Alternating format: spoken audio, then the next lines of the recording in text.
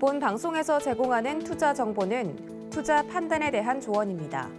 방송에서 제공하는 주식의 가치, 가격 상승 및 가격 하락에 대해서는 방송사에서 보장하지 않습니다.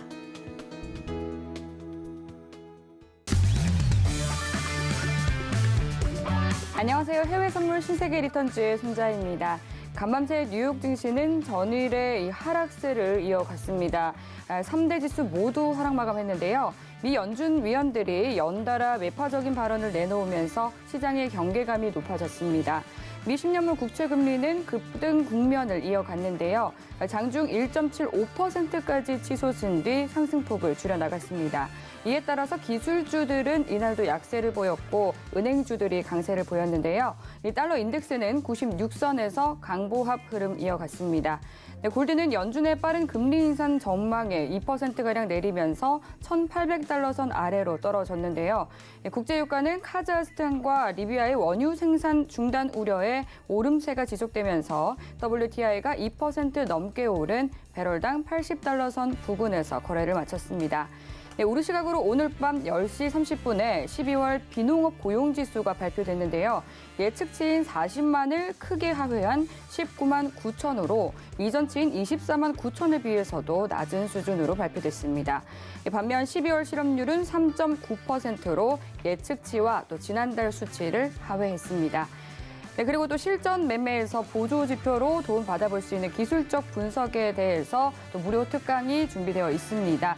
잠시 후에 함께 하시는 골드도치 마스터님께서 이번 주 일요일 낮 1시에 이동평균선과 눌림목 매매법에 대해서 특강 준비하고 계시고요. 월요일과 화요일에 출연하시는 선견 선생 마스터님께서는 일요일 밤 9시 30분에 또 추세로 보는 원샷 원킬 매매법을 풀어주신다고 하니까요. 참여 원하시는 분들은 샵 0082번으로 문자 보내주시면 되겠습니다. 그리고 이 밖에 해외 선물과 관련해서 궁금한 사항들은 노란톡 통해서 질문 주시면 되는데요. 샵 0082번으로 신세계라고 세 글자 적어서 문자 보내주시거나 하단으로 나가고 있는 QR코드 통해서 스캔 후 입장해 주시면 되겠습니다. 노란톡으로 보내주신 질문 내용들은 방송 중에 마스터님과 함께 해결해 드릴 예정이니까요.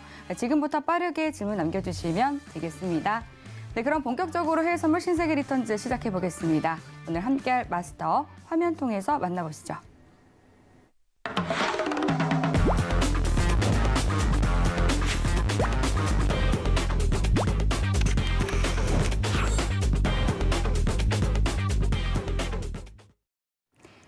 네, 오늘은 골드도치 마스터님과 함께하겠습니다. 반갑습니다. 네, 안녕하세요. 반갑습니다. 네, 이렇게 또 새해 인사드리네요. 네, 새해 복 많이 받으십시오. 네, 새해 복 많이 받으세요. 좀 많이 지난 것 같긴 한데, 네, 시청자분들께도 한 말씀 부탁드리죠. 네, 안녕하세요. 반갑습니다. 골드워치입니다.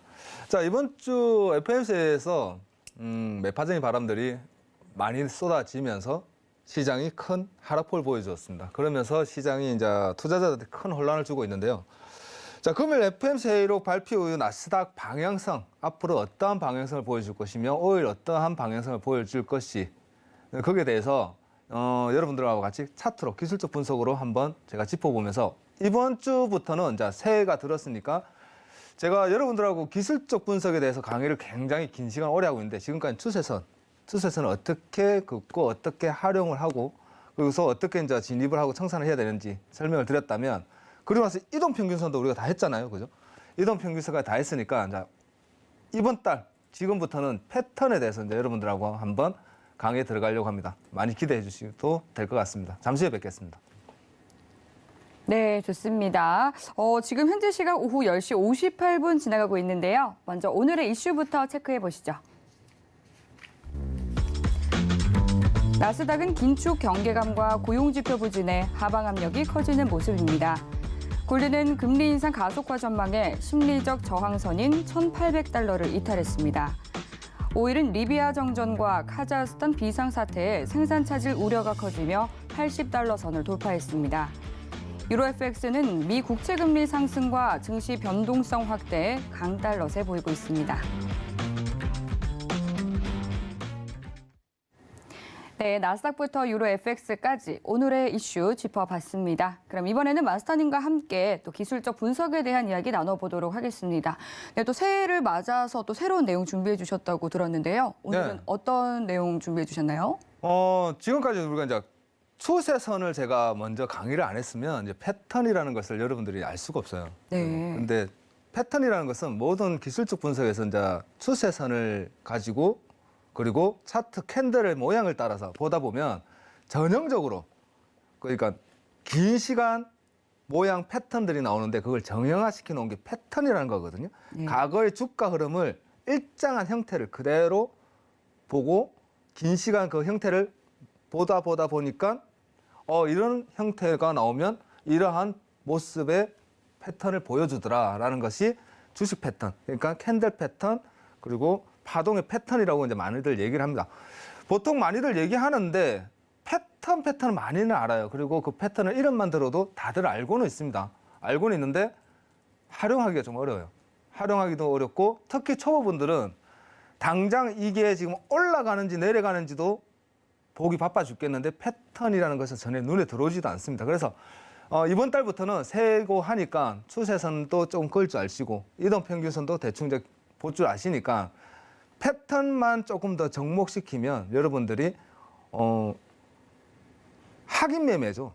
확인해서 들어갈 수 있는 안전한 포지션을 좀 더 잘 찾아 들어갈 수 있지 않을까. 그런 의미에서 제가 자 이번 달부터 시작해서 조금 긴 시간일 겁니다. 하나하나 급하지 않게 하나하나 알려드릴 거고 오늘은 조금 어려울 거예요. 왜냐하면 전체적인 패턴을 다 모아서 어떤 패턴이 있습니다라고 제가 정의를 드릴 거고 그리고 설명을 하나하나 드릴 겁니다. 그래서 오늘은 조금 길을 조금 세우시고 이러한 패턴들을 우리가 앞으로 배워나가겠구나, 알아가겠구나라고 생각하시면 되는데 자, 제일 먼저 패턴이라고 그러면 여러분들 알고 있다시피 패턴은 여러 종류가 있습니다. 그러나 딱 반으로 나누시면 돼요. 이렇게 반으로 나눠서 반전 패턴이 있고 진행형 패턴이 있습니다. 두 가지로 나누시면 돼요. 쉽게 생각하시고 두 가지구나. 두 가지의 패턴이 있다. 한 반전 패턴이라는 것은 상승과 하락, 올라가려고 하는 패턴, 그리고 내려가려고 하는 패턴. 쉽게 얘기하면 매수 타점과 매도 타점이죠. 매도 타점을 볼 수 있는 패턴이 있고 진행형이라는 것은 추세가 진행하고 있는데 잠시 머물러 가는 과정이 있습니다, 여러분. 보합권일 수도 있고 수렴일 구간일 수도 있고 어떨 때는 좀 긴 시간 하방 쪽으로 흘러내리는 패턴일 수도 있습니다. 이러한 패턴들이 정형화되어 있기 때문에 제 설명을 조금만 듣고 여러분들이 조금만 공부를 하시면 그 패턴들 다 잡아내서 추세의 방향성을 알 수 있다는 거죠.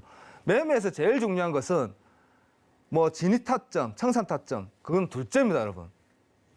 주식도 마찬가지고 현물이나 선물이나 하다못해 옵션도 마찬가지고 현재 지금 이 시간부터 올라가는 애들인지 내려갈 애들인지만 알면 일단은 50% 먹고 들어가는 거예요. 그 패턴을 그러니까 50% 먼저 알고 들어가려면 패턴만 잘 보셔도 충분히 그것을 알아낼 수가 있습니다. 그래서 진행형 패턴 중에서는 또 두 가지로 나눌 수 있어요. 추세 진행형 그리고 긴 시간 보합을 주는 형. 추세 진행형이라는 것은 이러한 패턴 이후 어느 한 부분이 깨어지면 계속적인 하락으로 쏟아지는구나. 계속적인 상승으로 이어지는구나라는 걸 알 수 있는 패턴이고 보합권이라는 패턴은 말 그대로 올라갈지 내려갈지 아무도 모른다는 거예요. 아시겠죠? 올라갈지 내려갈지 아무도 모른다. 단 둘 중 하나의 방향을 잡으면 크게 빠진다는 겁니다. 자, 이렇게 크게 두 가지의 네 가지 패턴을 여러분들이 오늘부터 저랑 같이 배워 나가실 것이고, 자, 첫 번째로 반전 패턴에 대해서 제가 설명해 드린다 그러면 반전 패턴이라는 것은 말 그대로 방향성을 턴하는 거예요, 여러분.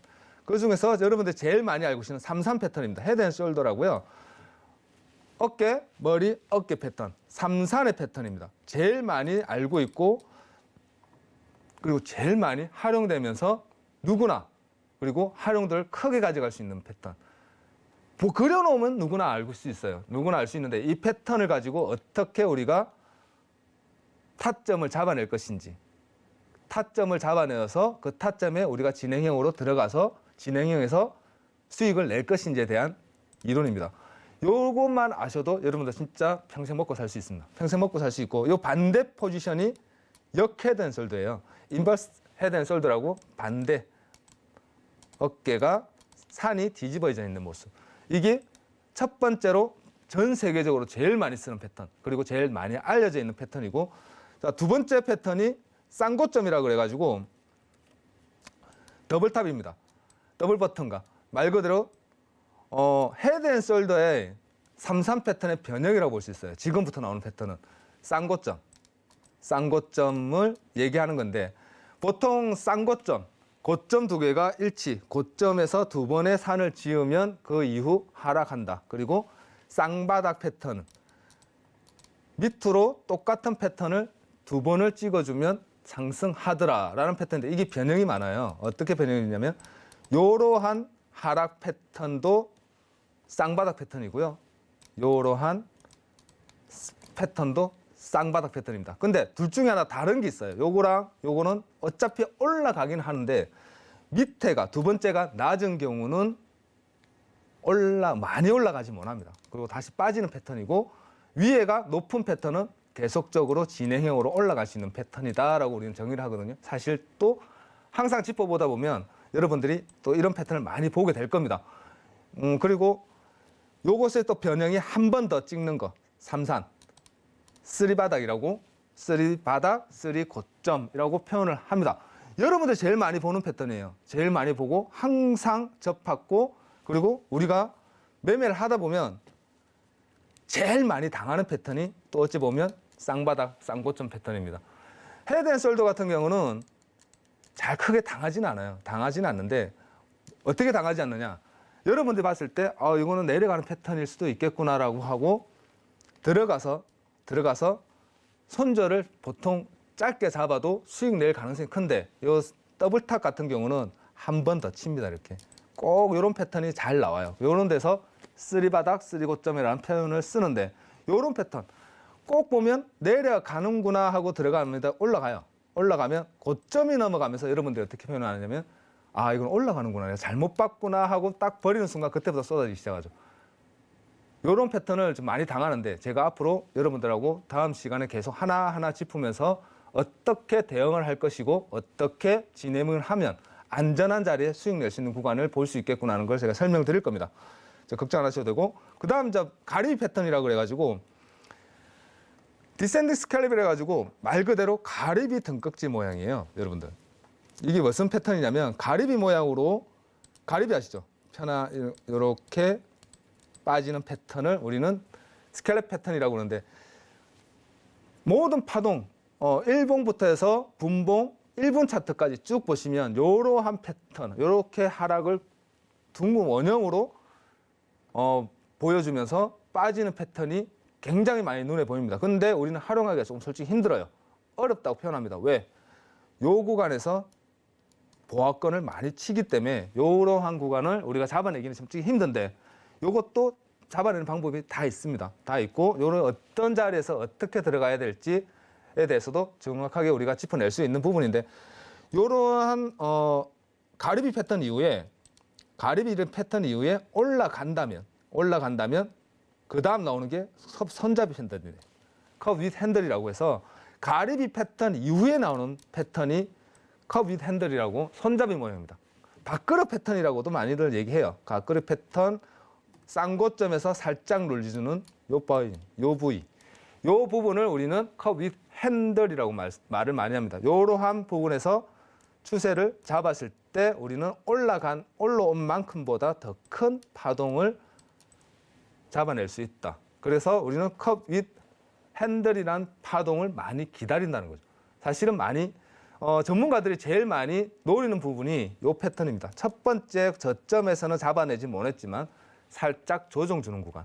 그래서 이 손잡이 패턴, 손잡이 자리에서 보통 많이 들어가요. 이렇게 요 구간에서 눌림이구나. 그렇다면 큰 상승을 봐야지. 주식 패턴에서 주식 하시는 분들이 제일 좋아하는 패턴이 이 패턴입니다. 라고 생각하시면 될 거예요. 이 부분에서 들어갔을 때 보통 바닥 패턴에서는 잡기가 힘드니까 가리비 패턴, 스칼립 패턴에서는 잡아내기가 힘드니까 올라갔을 때 한번 탁 눌러주면 그때 이 구간에서 잡아내는 방법. 그래서 긴 추세. 원래 컵 윗 핸들 패턴이 나온 이후에는 추세가 좀 많이 강합니다. 올라온 것보다는 더 큰 이파의 파동을 보여준다라고 보통 말을 많이 하니까 이 컵 손잡이 패턴 같은 경우는 여러분들 익혀놓으면 앞으로 긴 추세 볼 때 추세를 볼 때 많이 용인하게 쓸 수 있고, 그리고 나서 컷 윗 핸들 패턴이 나오고 나면 여러분들이 많이 좋아하시는 급락이 나와요. A자 패턴과 그리고 나서 V자 패턴.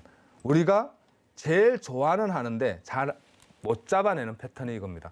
어느 순간 하락을 번쩍 주었다가 밑에서 약수렴하고 번쩍 올려주는, 그리고 올라가서 고점 수렴을 굉장히 짧게 주고 급락을 해버리는 이러한 패턴을 우리는 V자 패턴, A자 패턴, 그리고 나서 N자 패턴이라고 많이 붙입니다.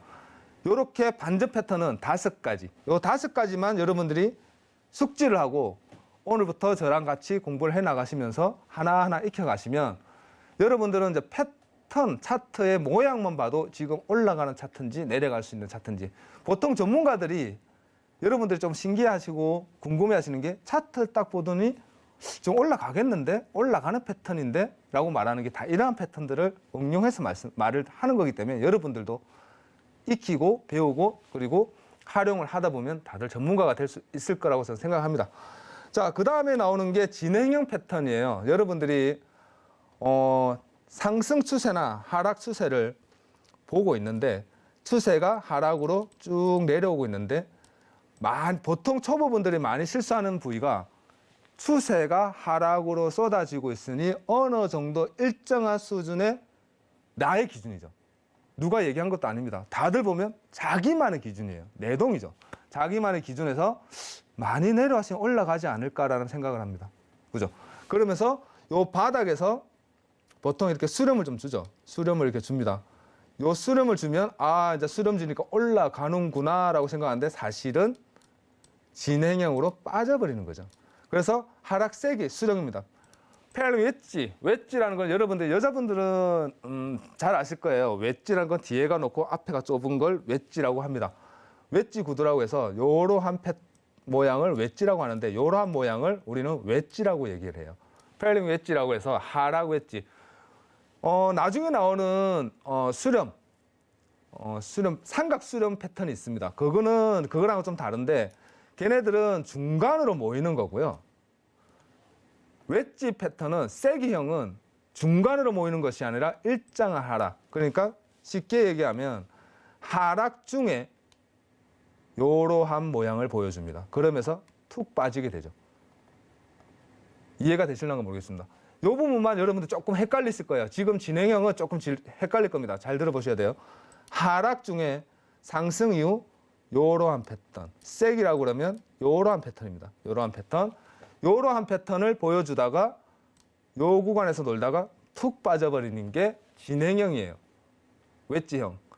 그리고 수렴 이후 더 큰 상승을 기다릴 수 있는 겁니다. 상승 이후 웨지형을 보여주다가 쭉 올라가는 패턴이에요. 그래서 이러한 모양을 보여주게 됩니다. 이렇게 요것을 우리는 웨지, 세기형이라고 많이 정형화시킨 이 이름을 웨지, 세기라고 얘기한다. 요것만 기억하시면 될 것 같아요. 아시겠죠? 그리고 상승 사각 기대형입니다. 기대형은 지속형 패턴이에요. 지속형. 얼마 전에 엊그제 나스닥 저번 주일 겁니다. 이번 주입니다. 이번 주 나스닥 패턴 중에 큰 하락폭을 한번 보여줬어요. 계속 하락은 보여주었는데 하락 중에 많이 나왔던 패턴이 리탱글 패턴이라고 해서 사각형의 보합구간을 주었습니다. 여러분들이 요 구간을 못 읽었었을 거예요. 그러면서 밑과 위가 정형화, 똑같은 폭을 주면서 보합권을 보여주다가 푹 쏟아졌습니다. 요것을 사각기대, 리탱글 패턴이라고 해서 기대형이라고 얘기하는데 요런 사각 기대형의 패턴을 나오게 되면 큰 방향성, 보통 큰 추세가 나올 수 있다라고 우리는 정의를 해요. 보합권을 주었으니 리탱글 패턴이 나왔으면 사각 보합권에서 방향성을 잡아준다면 상승 중에 이 모양이 나와주면 위로 크게 갈 것이고요. 하락 중에 이 모양이 나온다면 아래로 크게 빠집니다. 보통 세기형이나 그러니까 웨지형이나 나중에 나오는 삼각수렴형 패턴보다도 굉장히 큰 진행형의 패턴이 보일 수 있는 게 사각기대형이다라고 생각하시면 돼요. 그 반대 패턴은 전방 얘기한 것처럼 위아래 두 가지 패턴을 우리는 얘기할 수 있고요. 그 다음 중요한 게 상승기대. 상승기대형인데 펜던트는 상승과 하락 똑같아요, 여러분들. 똑같습니다. 하락기대, 상승기대 이렇게 볼 수가 있고,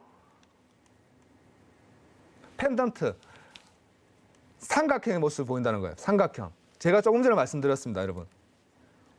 펜던트형은 세 가지를 나눌 수 있는데, 진행형 중에는 첫 번째는 아까 제가 보여드린 것처럼 셀형, 웨지형과 리탱글. 그 다음에 세 번째가 기대형, 펜던트형. 이 세 가지를 나눌 수 있어요. 그림으로 제가 그려드린다 그러면 좀 이해가 어려울 테니까, 상승 기대형은 요렇게 삼각형이다 라고 생각하시면 돼요. 요렇게 모입니다. 요렇게 모이는 것을 펜던트형이라고 그러고, 아까 얘기한 것처럼 사각형에서 움직이는 모양. 그리고 셀형, 웨지형은 요거하고 좀 다르게 한쪽 방향으로 기울어져 있다라고 생각하시면 돼요. 한쪽 방향으로. 요렇게 세 가지가 여러분들이 진행형이다, 앞으로 계속 이어나가는 한 방향성을 쓰는 패턴이다라고 생각하시면 됩니다. 진행형 패턴은 비슷하기 때문에 좀 어렵습니다. 그러나 오늘은 뭘 다 외우려고 하지 마시고요. 아, 저런 게 있구나. 그 정도만 여러분들 기억을 하신다면 다음 시간부터 제가 설명드리고, 그리고 여러분들한테 알려드릴 때 많은 도움이 되실 수 있다. 오늘은 어떠한 것들이 있다라는 것 정도만 아시면 될 것 같습니다. 자, 보합권은 트라이앵글 패턴이라고 해서 제일 많이 쓰는 게 삼각형이에요. 말 그대로 트라이앵글. 삼각형의 패턴인데, 어센딩 트라이앵글이라면 점점 보합권에서 방향성보다 보합권을 한 군데 모이면서 상승 중에 보합권을 이렇게 모아버립니다. 이렇게 위아래로 어디로 가지도 못하고 위아래로 모일 때, 고점과 저점을 나눴을 때 중간 방향으로 딱 패턴이 모이는 모습을 보여줍니다. 추세선을 그었을 때. 그때 우리는 트라이앵글이라고 해서 이것은 위나 아래나 한쪽 방향이 열어야지만이 알 수 있는 패턴이구나. 정말로 알 수 없는 매수와 매도의 구간을 싸우고 있구나라고 생각하시면 됩니다. 이런 트라이앵글 패턴, 요 보합권 패턴은 딱 삼각형이에요. 트라이앵글. 어릴 때 우리가 배운 것처럼 삼각형의 모습을 보여준다. 그게 조금 다른 점입니다. 트라이앵글은 대칭 삼각형과 상승 삼각형, 그리고 추세에서의 하락 삼각형 다 똑같아요, 여러분. 다 똑같기 때문에 그냥 삼각형이다라고만 딱 정의를 내리시면 여러분들이 공부하시는데 매우 도움이 될 겁니다.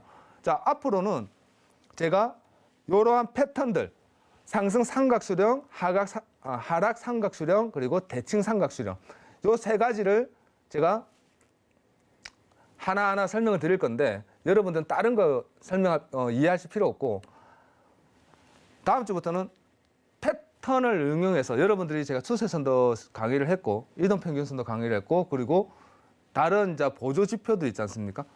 일목과 볼린저 밴드, 이렇게 여러분들이 활용했을 때 이러한 패턴이 나왔을 때 어떠한 지점에서 매수와 매도가 들어가면 안전하게 수익을 낼 수 있다. 그 점에 대해서 집중적으로 하나하나 알려드리도록 할 거고요. 오늘은 요까지만 딱 보합권, 그러니까 진행형과 보합권 그리고 반전, 세 가지만 여러분들이 기억을 하신다면 오늘은 충분할 것 같습니다. 감사합니다. 네, 이전에 배웠던 이 추세선 강의에서 더 나아가서 또 추세 패턴에 대한 또 기술적 분석에 대한 강의 해 주셨습니다. 네, 그럼 이어서 노란톡으로 보내주신 시청자분들의 모든 궁금증을 해결해보는 무엇이든 물어보세요 시간으로 넘어가 보도록 하겠습니다. 먼저 참여 방법 화면 통해서 확인해 보시죠.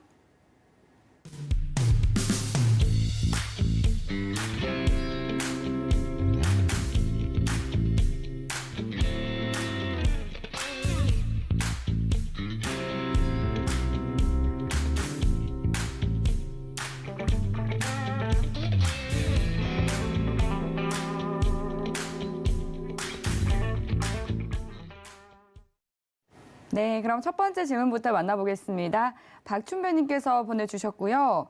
안녕하세요, 골드도치 마스터님. 요 근래 오일이 계속 상승세던데 오일이 급등하는 이유는 무엇일까요? 라고 질문 보내주셨네요. 지금 오일은 다들 알다시피 지리적 요건이죠. 네, 지정학적 이슈가 크죠. 지정학적으로 큰 요인을 갖고 있고 리디아 사태 같은 경우가 좀 솔직히 카자흐스탄보다는 리디아 사태가 좀 크죠. 리디아가 리비아 정전 사태요? 그렇죠. 정전 사태가 지금은 좀 더 크다고 볼 수 있는 게 보통 리디아 사태와 카자흐스탄 사태가 불거지기 전에는 오펙에서의 증상 가지고 오일이 올라갈 것인지 내려갈 것인지 그리고 오미크론의 확산세가 이렇게 강한데 경제가 위축을 되어서 오일 소비가 좀 낮아질 것이다라는 판단에서 하락을 좀 보는 분들이 많았어요. 사실은 많았는데 사실 그럴 수밖에 없는 게 미국이 지금 100만 명이 확산세가 하루 100만 명까지 나온다는 뉴스를 제가 접했는데 근데도 신기한 거는 비농업 고용지수가 굉장히 좋게 나왔었거든요. 그러니까 안 맞는 거죠, 여러분들. 그래서 좀 이따가 제가 나스닥 설명드리면서 제가 한 번 더 설명 짚어드릴 부분이긴 한데 지금은 오일만 딱 따져서 말씀을 드린다 그러면 리디아 사태가 터지면 정전 사태가 터지면서 원유 수급이 굉장히 조금 많이 줄어들었다는 거예요. 정산이 발표하고 계속 정산에 계속 유지해 2, 3월 달도 유지해 갈 거라고 발표를 하면 뭐 하겠냐는 거죠. 리디아에서 생산되는 원유량이 50만 배럴, 60만 배를 넘거든요. 그러면 그 부분만 빠진다 그래도 재고분이 많이 줄어드는 거죠, 여러분들. 이번 재고 발표가 그래서 줄었다고 많이 발표가 나왔어요. 휘발유는 증가했는데 재고는 줄었다는 거죠. 사람들은 유동은 작은데 정작 오일로 만들어야 되는 난방유나 뭐 그런 쪽으로 겨울이다 보니까 많이 빠져나가서 재고가 줄어들었다. 그 재고를 채우려면 리디아 사태가 일단 일단락돼야 되고 그 다음에 카자흐 사태. 그리고 중요한 것은 자 지금은 조금 사람들이 그래도 오일이 좀 떨어질 수 있다라고 얘기하는 이유가 유럽이 지금 천연가스가 가격이 좀 많이 빠졌습니다. 3분의 1 정도 빠졌는데 그 이유가 뭐냐 그러면 크리스마스 전에는 날씨가 굉장히 추웠어요. 그러면서 재고분이 많이 소진되면서 천연가스 비용이 굉장히 올라갔습니다. 그런데 26일부터 영상권으로 접어들었어요. 기상이 좀 많이 따뜻해지면서 천연가스가 수요가 줄어들면서 앞으로는 조금 줄어들지 않겠나라는 사람들이 전망치는 나오는데 제가 볼 때는 80불달러가 지금 80달러 지금 현재 유가를 잠시 제가 보면은 네. 차트 잠깐만 보여드리면요. 제가 네. 먼저 보여드릴 건데 지금 현재 제가 오늘 전망치를 내놓은 게 저 노란톡에 제가 오늘 내놓은 게 오늘은 80불이 제일 중요한 부분입니다라고 제가 말씀드렸어요. 그러면서 오늘 만일에 80불을 돌파 못하고 안착 못하고 시가가 무너진다면 오늘은 하락으로 보셔야 된다고 말씀드렸어요. 왜냐? 80불대가 굉장히 두껍습니다. 80불대를 오늘 만일에 넘긴다 그러면 82불과 84불까지도 노려볼 수 있겠지만 80불을 안착을 못한다 그러면 다시 70불대로 빠져야 되고 저는 저점을 70불까지는 빠질 수 있다. 왜? 유럽이 기상이 따뜻해지면서 천연가스 비용이 줄어들면서 유가, 오일도 당연히 난방유나 이런 것들이 소진이 좀 작게 나오기 때문에 조금 빠질 수 있다라고 제가 전망을 하는데 그래도 이번 주 오늘이 제일 중요할 것 같습니다, 여러분. 오늘이 제일 중요할 것 같고 만일에 오늘 유가가 하락폭을 계속 이어나가서 계속적인 하락폭을 주고 70불 중반대까지 만일에 빠진다. 78불, 76불까지도 빠진다 그러면 제가 볼 때는 다음 주도 75불 전방에서 좀 보합권을 주지 않을까. 그 정도 판단하고 있기 때문에 리디아 사태는 곧 정전 사태가 다음 주 정도 되면 조금 다시 정상화 돌아갈 가능성이 크다라고 말을 많이 하거든요. 그러니까 너무 상승으로만 생각 안 하셨으면 좋겠다라는 판단입니다. 감사합니다. 네, 리비아 정전 사태가 오히려 더 중요하다라고 또 네. 말씀해 주셨습니다. 그럼 이어서 또 두 번째 질문 만나볼게요. 마루님께서 보내주신 질문인데요. FOMC 결과는 예상했던 대로 나왔다는 반응이고 나스닥에서도 저가 매수세가 들어왔잖아요. 오늘의 고용 쇼크가 시장에 영향을 줄까요? 라고 여쭤봐 주셨습니다. 고용 사태는 지금 시장에는 큰 영향이 없다고 봐요. 왜냐하면 이번에 FOMC에서 다들 QE, QT를 얘기하면서 제일 중요한 QT였거든요. 네. 그러니까 QT를 제일 얘기하면서 보통 뭐 긴축한다. QT는 양적 긴축을 뜻하는 거죠. 그렇죠, 그렇죠. 예. 양적 완화는 QE라고 그러고요. 네. QT는 M1 통화량을 줄여나간다는 소리예요. 네. 전체 통화량을 흡수하겠다는 거거든요. 네. 그래서 패드에서 그 QT를 먼저 잠깐 설명드리면 제가 지금 말을 잘못한 것 같은데 QT를 먼저 설명드려야 될 것 같아요.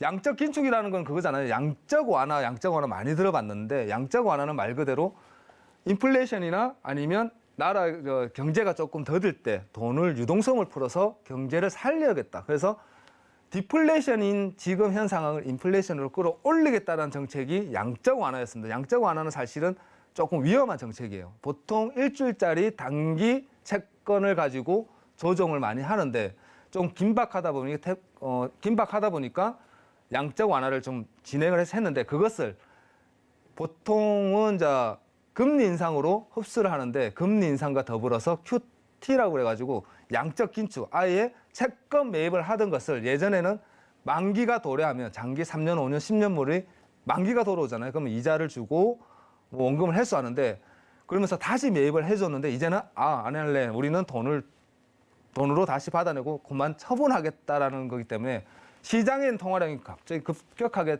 줄어드는 거죠. 그렇기 때문에 그게 좀 중요한데 그게 보다는 사람들이 지금 FOMC에서 나온 결과 중에 더 중요하게 봐야 되는 부분은 제가 볼 때는 회의록에서 지금 발언이 한 가지가 나온 게 완전 고용에 가깝다라는 회의록의 내용이 있어요, 여러분들. 지금 현재 완전 고용에 가깝다. 제가 뉴스 한 토막을 잠깐 들었는데 생각이 나는데 하나 프랜차이즈 햄버거 집이랍니다. 서비스 업종의 햄버거 집이 지금 시급이 $20가 넘어갔대요. $20가 넘어갔다는 것은 구인하려고 하는 사람을 쓰려고 하는 업장은 굉장히 많은데 일할 사람이 진짜로 없다는 거예요. 그렇게 따진다 그러면 그런 부분까지도 다 우리가 이제 예측을 하고 생각을 한다 그러면 지금은 패드에서 하는 말처럼 완전 고용에 가까워졌구나. 그렇다면 정말로 패드가 앞으로 금리 인상에 대해서 한 번 더 뭐 좀 조심히 보겠다. 뭐 좀 기다려 보겠다. 좀 더 지체를 할 수 있다. 시간을 끌 수 있다가 아니라 정말로 이제는 긴축에 가까워졌다. 긴축은 단계가 아니라 이제는 진짜 시간이다라고 판단하는 게 맞지 않을까. 시간을 얼만큼 줄여나가 축소를 해서 최대한 빨리 시작하느냐를 우리는 지켜봐야 되는 부분이지 테이퍼링을 하는구나, 긴축을 하는구나가 아니라 언제 하겠느냐. 시간이 제일 중요하지 않을까. 저는 그렇게 판단하고 있습니다. 네, 오늘 비록 이 12월 비농업 고용 지수가 예측치의 절반에도 못 미치게 나오기는 했지만 FOMC 의사록에서도 볼 수 있었다시피 완전 고용에 다다른 것으로 미 연준은 보고 있기 때문에 이 부분에 대해서는 좀 증시의 영향이 미비할 것이다라고 봐주셨습니다. 네, 그럼 이어서 다음 질문 만나보겠습니다. 가자님께서 보내주셨고요. 환율 언제까지 상승할까요? 달러 전망 궁금합니다. 그리고 최근 석탄 관련 이슈도 부각되고 있는데 원자재 가격 다시 출렁일까요? 라고 물어봐 주셨습니다. 환율, 그러니까 달러의 전망과 그리고 또 원자재 앞으로의 흐름에 대해서 궁금하신 것 같은데요. 지금 환율 같은 경우는 여러분들이 지금 깜짝 놀라겠지만 1,200원대가 넘어갔어요. 1,200원대가 넘어갔다는 것은 물론 원자재가 좀 올라갈 가능성이 큰데 원자재 가격보다는 환율이 되면 국내 시장이 조금 어려워지죠. 국내 시장이 좀 어려워진다는 건 먼저 생각해야 되고 사실은 지금 1,200원대가 돌파를 했는데 달러 강세는 앞으로 지속될 전망입니다. 제가 봐도 언제까지 지속될 것이라고 보시나요? 올 말까지는 계속 지속되지 않을까. 시장도 똑같이 그렇게 생각합니다. 올해 연말이요? 네, 컨센서스는 올 연말까지. 그래서 네. 1,250원대까지는 충분히 도달할 수 있다라고 안 좋은 평을 많이 내고 있어요. 저는 근데 그렇게까지 가겠어라고 판단하는데 저는 솔직히 잘 모르겠습니다. 환율이라는 것은 우리가 알 수 있는 부분이 아니기 때문에 전 세계적으로 상식적으로 생각해도 그거예요. 긴축 들어갈 것이고 QT 들어갈 것이고 M1 통화량 줄어들면 달러가 귀해질 것인데 귀해진다는 것은 달러의 강세를 보여준다는 것이고 강세가 보인다 그러면 우리나라에 들어와 있던 돈이 분명히 빠져나갈 수 있는 큰 악재가 도래했다라고 판단한 건 맞는 것 같아요. 맞는 것 같고 자 그런 의미에서 원자재 가격이 올라가겠는데 원자재라는 것은 달러를 가지고 바통 유통을 많이 합니다. 그렇다면 보통 시장에서 얘기하는 것처럼 질문자님도 얘기하시는 것처럼 달러가 비싸지면 원자재 가격이 올라가지 않나요? 올라갈 것 같아요. 제가 봐도 앞으로 향후 원자재 가격은 조금 더 뛰어오를 수 있다. 그러면서 만일에 테이퍼링과 그리고 시기라고 말씀드렸잖아요. 그 금리 인상의 시기가 3월 달이 아닌 한 4, 5월 정도만 조금 늦춰져도 지금 당장은 올라가지 않겠지만 내년 올 하반기 그러니까 이번 달 하반기부터는 조금 출렁이지 않을까라는 판단을 하고 있습니다. 그래서 골드도 그리고 실버도 같이 덩달아서 원자재에 갇혀서 안전자산이지만 지금은 조금 보합을 주고 있지만 같이 조금 뛰어오를 수 있다라고 저는 전망을 하고 있습니다. 감사합니다. 네, 강달러세가 올 연말까지 이어질 수 있다고 봐주셨는데, 그리고 또 골드만삭스에서는 이제 금리 인상을 점진적으로 진행하게 된다면 달러가 약세를 보일 것이다라는 전망을 내놨거든요. 이 부분에 대해서 좀 어떻게 보세요? 저도 그렇게 뉴스를 봤는데, 예. 근데 그것은 좀 맞지 않다라고 생각을 해요. 개인적인 생각에. 제 생각에. 어떤 이유로요? 왜냐하면 M1 통화량 자체가 줄어든다는 것은 패드가 돈을 다 흡수한다는 건데 예. 그럼 채권금리는 어떻게 되겠어요? 채권금리 당연히 올라가야 되거든요. 10년 네. 채권금리 당연히 올라갈 겁니다. 예. 올라갈 것이고 그렇게 되면 달러가 우리가 수요와 공급만 따져도 제 생각에 앞으로 달러는 조금 더 강보합세를 보여주지 않을까. 왜냐하면 약세라고 얘기하기에는 모든 시스템 지금 현재 상황이 전체적으로 강세를 보여주고 있잖아요. 그리고 지금 현재 우리가 전망을 골드만삭스 같은 거는 조금 계속적으로 보합을 주겠다라고 얘기하겠지 좀 더 낮아질 것이다. 그리고 달러가 조금 약세로 무너질 것이다라고 얘기하는데 언제라고 얘기는 안 하잖아요. 네, 지금 약 달러세 보일 것이다라는 거는 달러 인덱스를 기준으로 말씀하시는 건가요? 아니면 원 달러 환율 기준으로? 저는 원달러 환율을 얘기하는 거죠. 원달러 아까 환율. 원달러 환율로 말씀 주신 거니까 달러 인덱스 말고 원달러 환율로 봤을 때 얘기 말씀드리는 겁니다. 네. 네. 원달러 환율은 앞으로도 조금 상승세 보일 수 있겠다라고 봐주셨습니다. 네, 지금 현재 또 뉴욕 증시가 개장을 했는데요. 먼저 개장 상황 살펴보고 오시죠.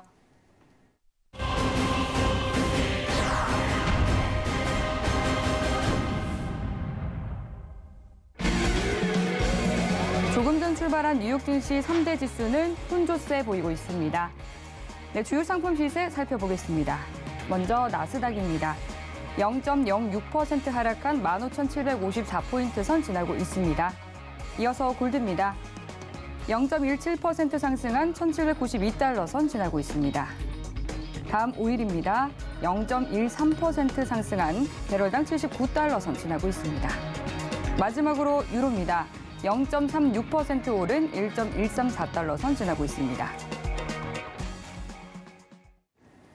네, 현재 이 개장 상황 살펴보고 오셨는데요. 지금 구간에서 상품별로 어떤 대응 전략을 가져가 보면 좋을지 마스터님과 함께 확인해 보도록 하겠습니다. 네, 먼저 현재 이 지정학적 이슈가 좀 불거지고 있는 오일부터 확인해 보도록 할게요. 팻말 들어보겠습니다. 하나, 둘, 셋. 오늘은 역시나 네. 매도 전략 들어주셨네요. 오늘은 제가 볼 때 일봉상 음봉 매도의 전략으로 조금 지금은 네. 오전까지는 내가 80불 전후에 상황 위에서 시가 위에서 예. 머물러 있다면 미장 시작하고 조금 반등을 쳐서 81불까지 도달한다면 오늘 82불까지도 갈 수 있다고 봤어요. 네, 근데 좀 전에 개장 상황 보니까 좀 떨어져 있더라고요. 그러니까 지금은 좀 빠져야 된다라고 저는 이제 보고 있고 추세도 예. 꺾였다. 이제는 좀 꺾였구나. 그리고 차트를 보시면 여러분들이 좀 쉽게 설명해 드린다 그러면 현재 차트가 얘가 5일선이고요. 그리고 잠시만요. 네. 현재 차트를 보신다 그러면 5일선입니다. 5일선이고 이 부분이 11선 그리고 21선과 61선 이렇게 정배열이 아닌 역배열로 지금 현재 15분 차트 단기 차트입니다, 여러분. 단기 차트가 조금 내려가고 있다. 그러면서 금방 조금 올라오면서 79.70포인트를 찍으면서 다시 하락폭을 주고 있다라고 보여지고 있어요. 자, 그렇다면 오늘은 제가 볼 땐 현재 계속적으로 빠지잖아요. 계속적으로 빠지고 있는데 아까 제가 말씀드린 것처럼 78불 반경까지는 충분히 열어두고 하방을 계속 보셔야 되지 않을까. 그렇게 판단하고 있습니다. 네. 네, 5일 또 오늘 이 해장 상황에서 대응 전략 또 짚어주셨습니다. 그럼 이어서 나스닥 구간에서는 또 어떤 대응 전략 가져가 보면 좋을지 팻말 통해서 오늘 뷰 확인해 보도록 할게요. 준비해 주시고요. 들어보도록 하겠습니다. 하나, 둘, 셋. 나스닥 오늘도 매도. 지금 현재 오전에 예. 시가 반경자 지금 보다시피 15,800부근이에요, 여러분들. 15,800부근에서 못 넘어갑니다. 예. 오전 내내 아마 지금까지도 흔들고 있는데 지금 제가 볼 때는 파동 자체가 현재 만일에 여러분들이 봤을 때 15,830V를 넘어선다면 오늘 15,830 이후로 매수를 보시고 그전에는 매도에 대한 관점으로 계속 여러분들이 보면서 따라가되, 만일에 오늘 현재 적점입니다. 598포인트까지 이탈을 보여준다면 계속적인 하락의 방향성으로 매도 관점을 가져가시고, 추세선을 제가 가르쳐 드렸잖아요. 추세선 하나만 딱 그어 놓으시고 이렇게 하나만 그어 놓으시기 바랍니다. 이 빨간색 추세가 넘어가지 않는 한 나는 오늘 음봉, 일봉상 음봉의 관점에서 한번 계속적으로 진행을 하되, 전 저점들이 이탈을 한다면, 추세는 지금 현재 여러분들이 보다시피 추세는 긴 하락 상승의 폭에서 추세가 이탈되었습니다. 추세가 이탈되었기 때문에 오늘 만일에 이 추세가 이탈되고 15,530포인트까지 이탈이 돼야 된다 그러면 바로 많이 빠진다는 아니에요, 여러분들. 요 구간에서의 다시 보합권을 한번 다시 보여줄 수 있다라고 판단하시면서 급한 하락, 급락이 쏟아진다라는 판단보다는 오늘부터 약간의 보합권, 다음 주는 보합권의 방향성을 보여줄 수 있겠구나, 이렇게 생각하시면 됩니다. 왜냐? 추세가 빠진다 그러는 것은 제가 하나를 예를 들어드린다면 긴 상승 이후 빠집니다. 빠지면 되돌림 구간이라는 걸 보여줘요. 긴 상승 이후 한 번에 바로 빠지는 급락의 파동을 보여줄 수도 있지만, 보통 보편화된 정형화된 패턴을 본다 보면 보통 추세가 이탈 이후 어느 일정 구간에 하락을 주고 다시 되돌리면서 왔다 갔다 흐르다가 빠져버립니다. 자, 오일이 지금 현재 그러한 패턴을 보여주다가 반대로 급등을 해버린 거거든요. 나스닥도 마찬가지입니다. 이 부분에서 만일 싸우다가 급등을 해버리고 올라탄다면 또 한 번 상승의 여력을 충분히 있으니까, 아직까지는 매도장이 열린 건 아니다.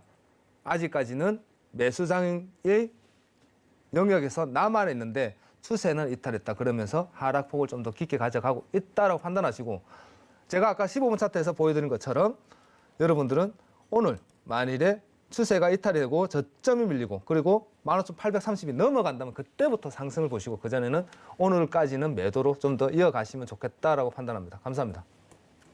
네, 10년물 국채금리가 급등을 하면서 나스닥이 계속해서 좀 힘에 부치는 느낌인 것 같습니다. 오늘 나스닥은 매도 뷰 봐주셨고요. 그리고 또 미증시의 영향을 받아서 국내 시장도 굉장히 이 상방이 좀 제한된 흐름을 이어가고 있는데, 국내 선물 시장 좀 한번 흐름 짚어주시죠. 국내 시장이요. 네. 코스피 200 한번 차트로 한번 봐드릴게요. 네. 자, 기술적 분석에서 여러분들 봤을 때 지금 현재 일봉 차트입니다. 일봉 차트상 15분 차트구나. 일봉 차트 먼저 봐드릴게요. 일봉 차트상 현재 긴 크기의 보합권을 보여주고 있습니다, 여러분. 긴 크기의 보합권을 보여주고 있는데, 현재 이러한 보합권은 여러분들이 많이 보셨겠지만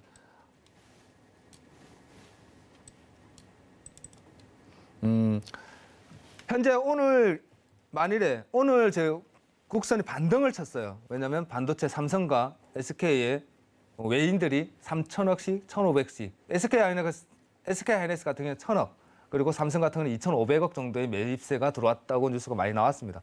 그러면서 반도체 섹터에서 코스피, 코스닥을 좀 많이 끌어올렸습니다. 끌어올렸는데, 이러한 반도체 섹터의 유입은 다음 주에도 계속 좀 진행될 거다라는 많이 전망을 하고 있어요. 그리고 현재 국내 증시가 반도체만 끌어올리는 것이 아니라 지금 현재 건설 쪽에서도 조금 반등을 보이고 있고요.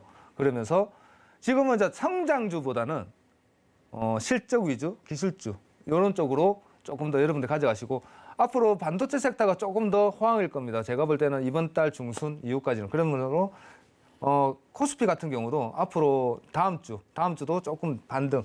지금 기술적 분석에서 여러분들 보신다 그러면 지금 5일선에서 걸려있는 모습을 보여주고 있습니다. 5일선에서. 이 5일선이 만일에 돌파하는 내일 만일에 요 부위 올라타 있다 그러면 여러분들은 요까지 394포인트를 상회하는지까지가 제일 중요할 것 같아요. 제가 볼 땐 그렇습니다. 394포인트가 만일에 넘어가 준다면 조금 다시 위로 상승으로 올라갈 수 있지 않을까. 만일에 내일 나스닥이 빠지면서, 보통 나스닥하고 디커플을 많이 보여주었습니다, 국선이. 근데 원래 전통으로 예전에는 디커플이었죠.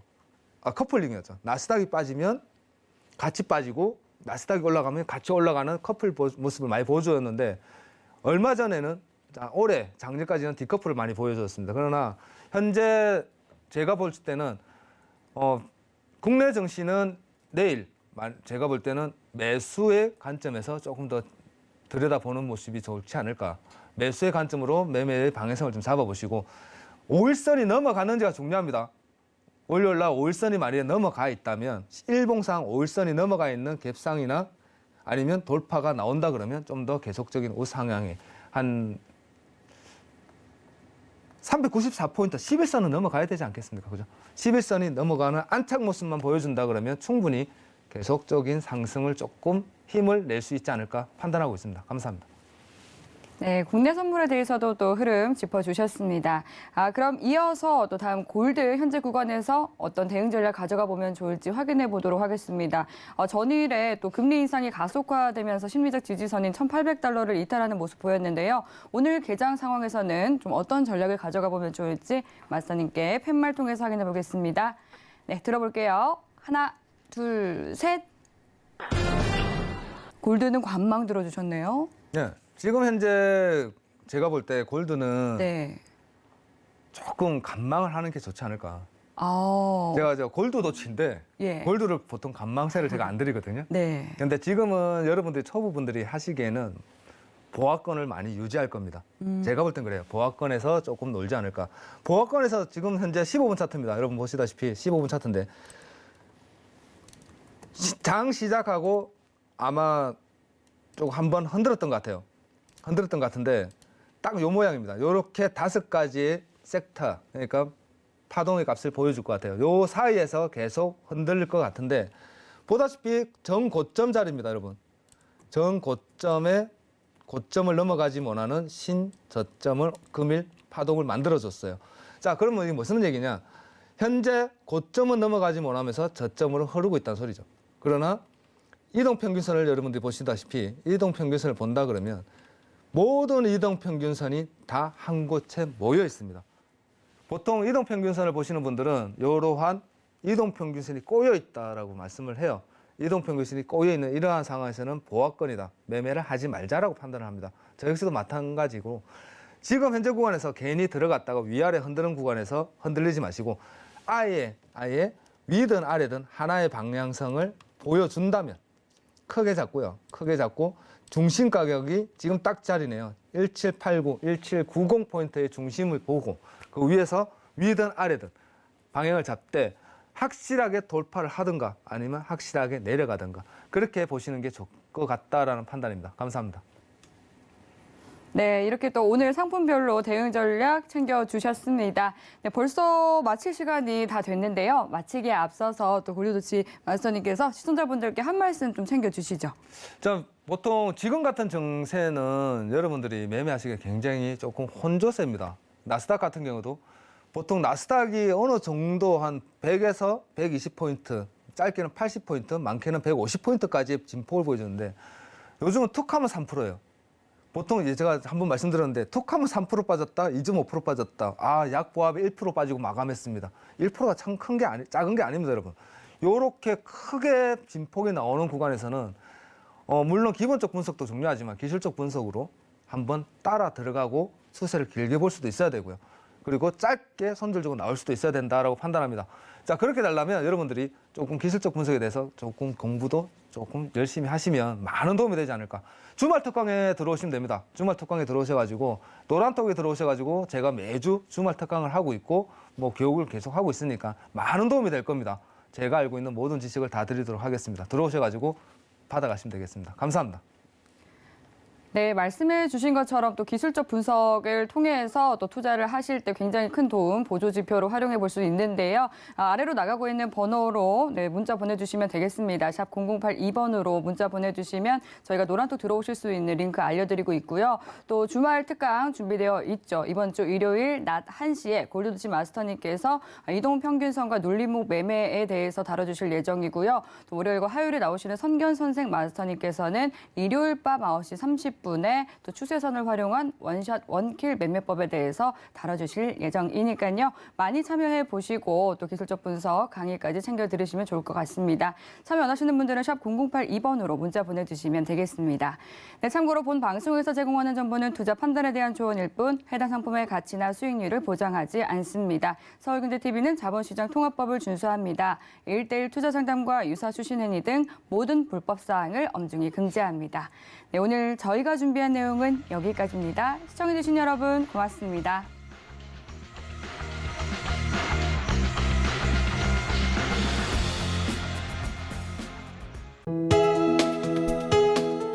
본 방송에서 제공하는 투자 정보는 투자 판단에 대한 조언입니다.